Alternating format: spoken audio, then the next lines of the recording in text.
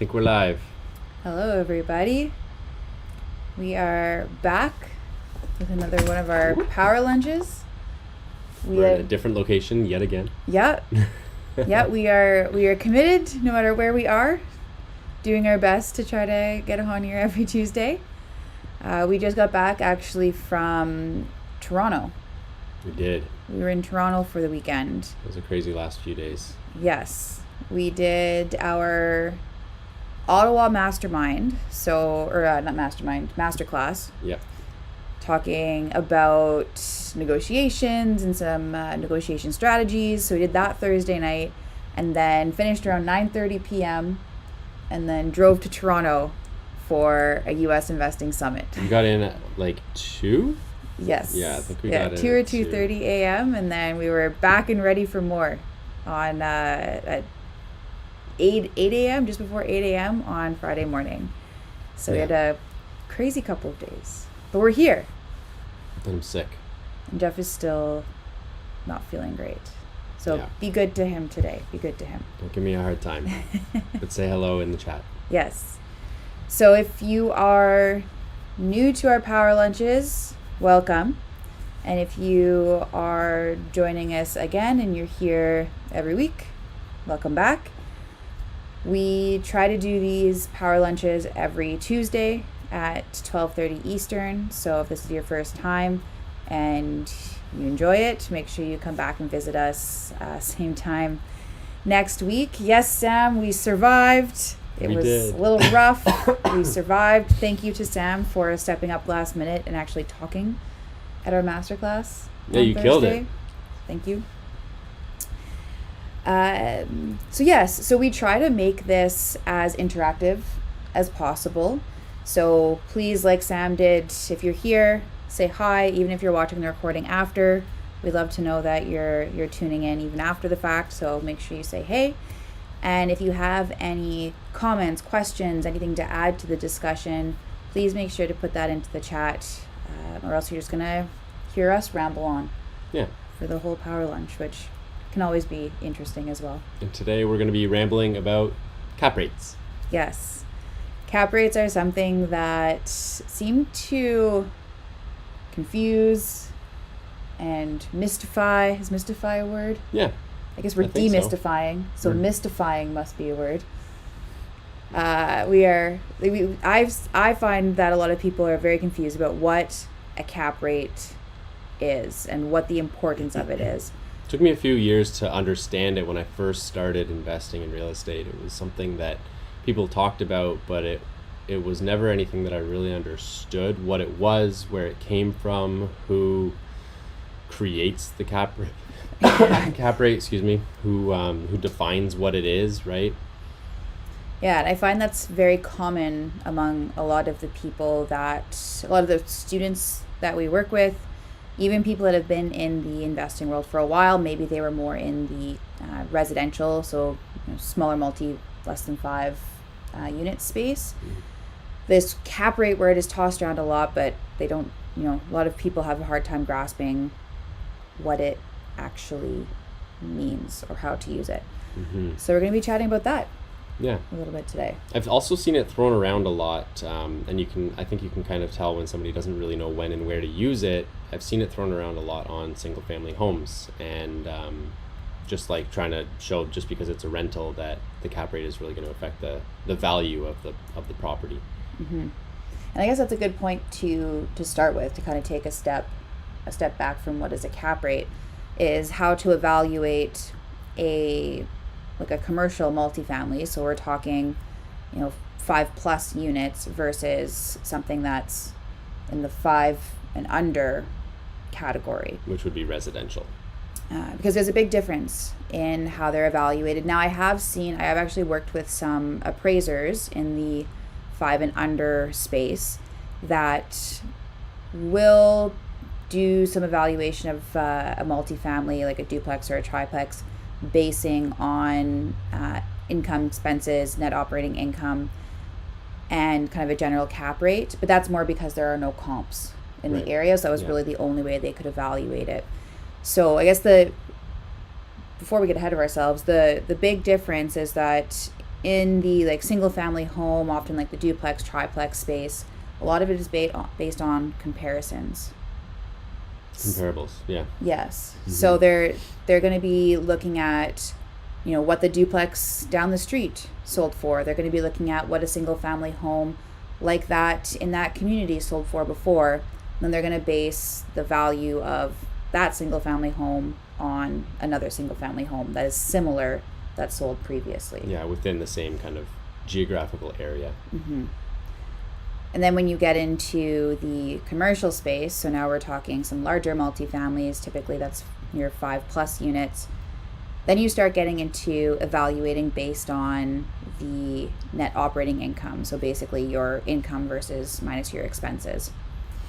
And that's where you don't necessarily look at, you know, what the 20 unit building down the street sold for. You're not necessarily using that quite as much as what this one is going to sell for, because it will really depend on what the income of that property is. Remember that at that point you're looking at it like a business.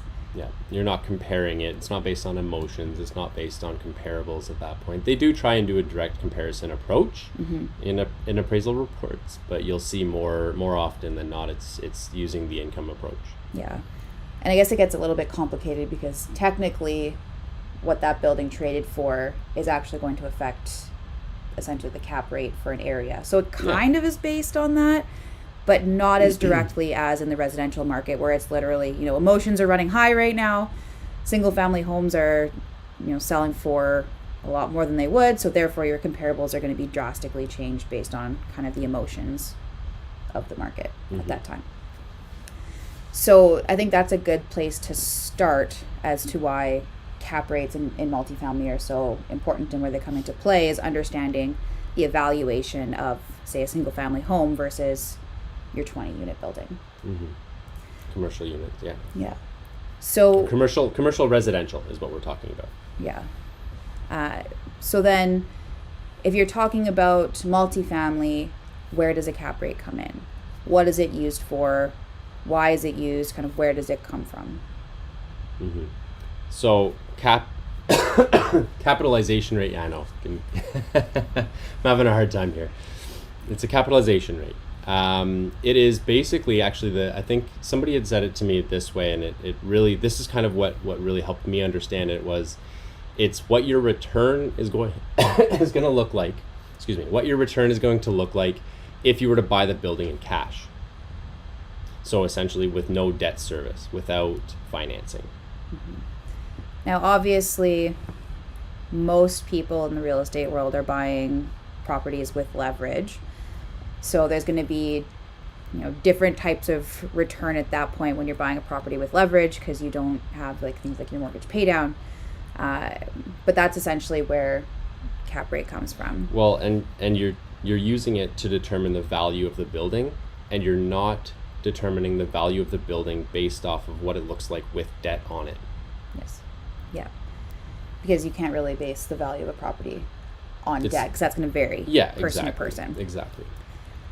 So the way that I like to talk to my students about it initially is that it helps to determine what properties like that are trading for in that area.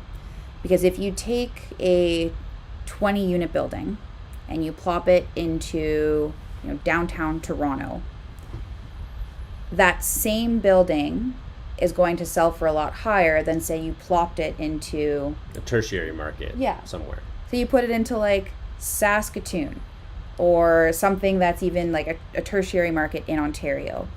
Even if it's the exact same building, that building is going to sell for different amounts depending on if it's in downtown Toronto, even if it's in the outskirts, like in the GTA, versus if it's in Saskatoon.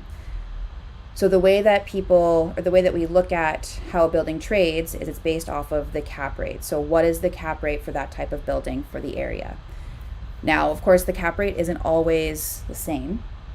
The cap rate can fluctuate a little bit because it's based on what properties like that are trading for in the area. So it can fluctuate a little bit, but you're going to have a cap rate that's going to stay kind of similar, we'll say, for Toronto, and a cap rate that's going to stay kind of similar for somewhere like Regina, somewhere for Edmonton, somewhere for Vancouver.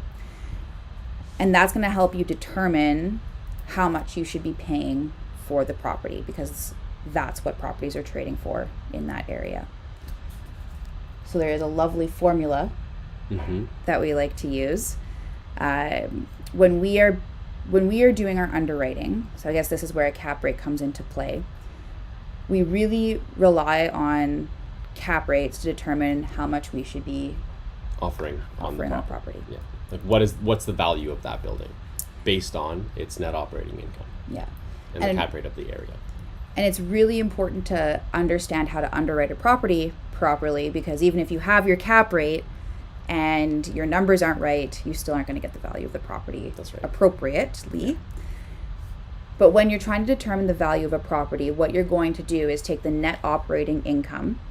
So that's all of your income for the property minus all of your expenses. And that's before you take into account your debt servicing. So this isn't subtracting your mortgage.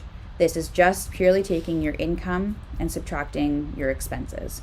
And that includes things like your vacancy, your maintenance budgets, all of that. So you're going to take that net operating income and you're going to divide it by the cap rate. And that's going to allow you to determine how much that property is worth, how much you should be paying for it. Anything to add to that?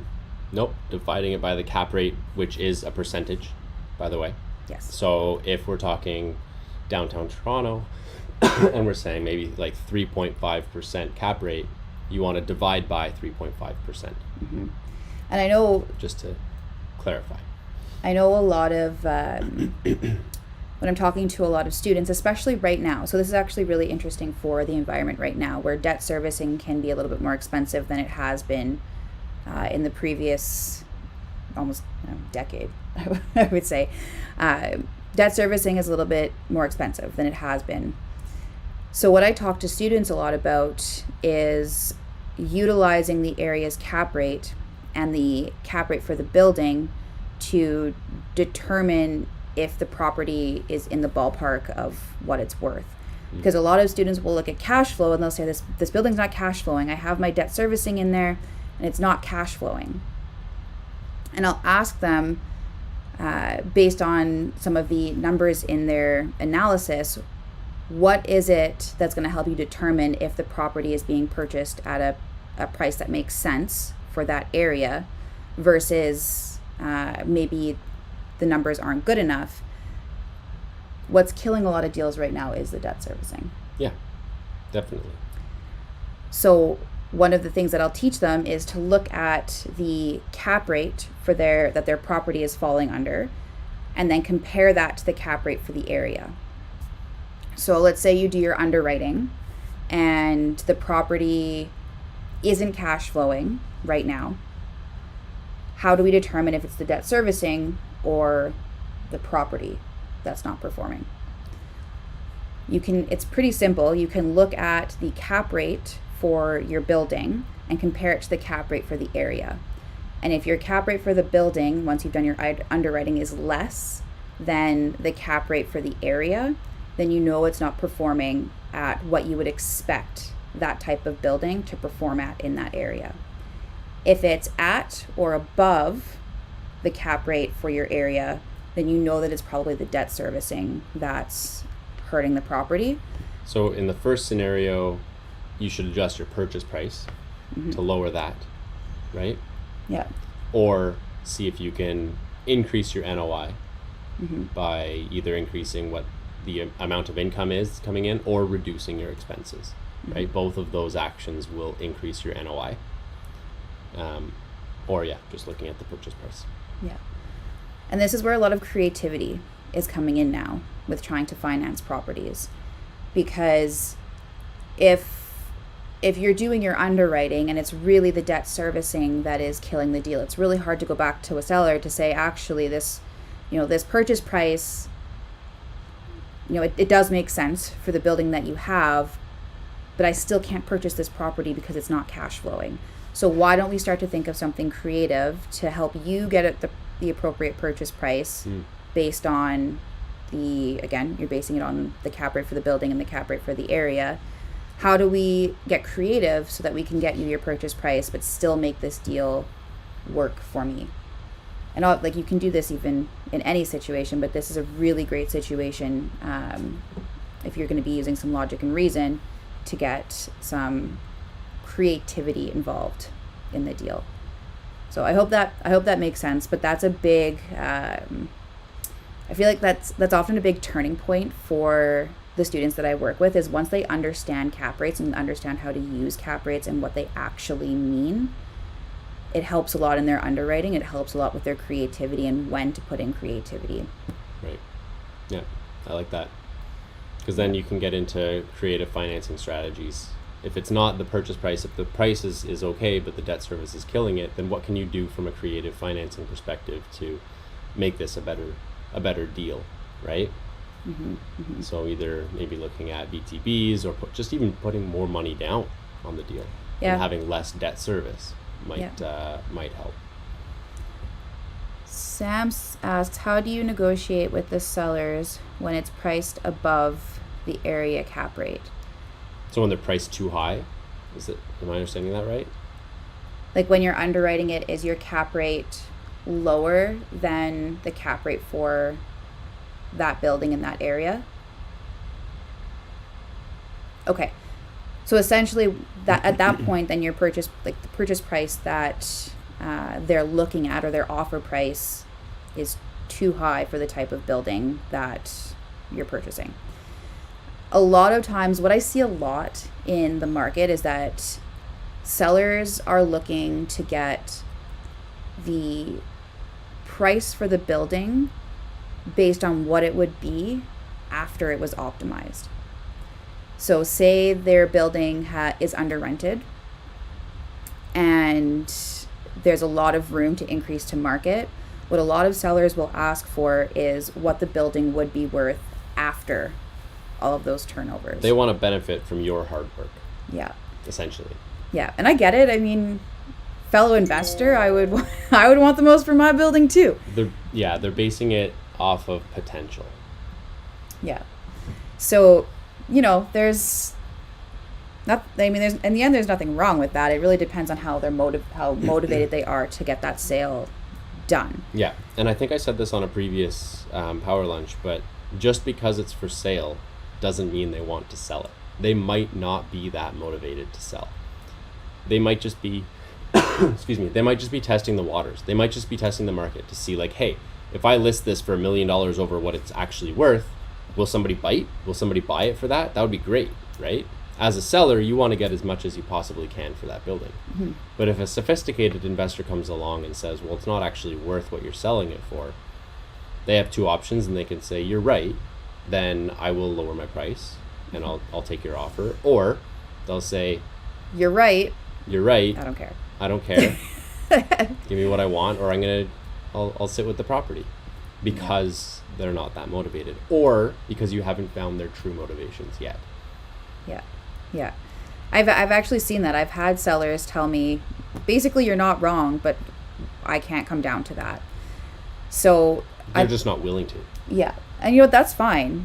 Like we already said, as an investor, I would also want the most I can get for my building. So I think the first step is really to determine if they are motivated or not. And often you'll be able to tell that based on that first discussion that you have, or that first offer that you put in. I like to use logic and reason. We talk about being likable, respected, and then utilizing logic and reason. I love the logic and reason piece, because if they are also a sophisticated investor, then they'll latch on to that. As investors, we can't help but be logical. Mm-hmm. So I think using logic and reason is really great. Building a rapport with the seller. If it's maybe someone who more of mom and pop owner, they've owned the building for a long time, they have no mortgage on it, they're just kind of looking to get rid of it, they don't have a massive portfolio, I think those are the people to really build a rapport with, because they may want to sell to somebody that they like. It may not be as logical, but they may want to sell to somebody they like. Mm-hmm. So, likability, having that rapport with them, using logic and reason, put in that first offer and see how it goes. If they come down in price in an amount that seems reasonable, they're getting closer to your price, then you might be able to work with them. If they are only coming down a small amount, or they're not coming down at all, or they don't even counter your offer, then they may not be, they're just not motivated. Yeah. So it can be tough, because I've had moments where I'm like, just, why aren't you, like, this is logic, why aren't you being logical with me? But sometimes it doesn't matter. Sometimes they're not motivated, they want their price, it's not hurting them to keep the building, so why would they sell it any less than what they're looking for? Yeah. I find that most often with properties where there's no mortgage on it, right? Because they're not hurting. They're not being hurt by interest rates. They don't have a mortgage on it. Their cash flow is higher, because even if the rents are low, their cash flow is higher because they don't have that debt service. Mm-hmm. Or they're just not sophisticated enough to know how to properly look at this as a business. Yeah.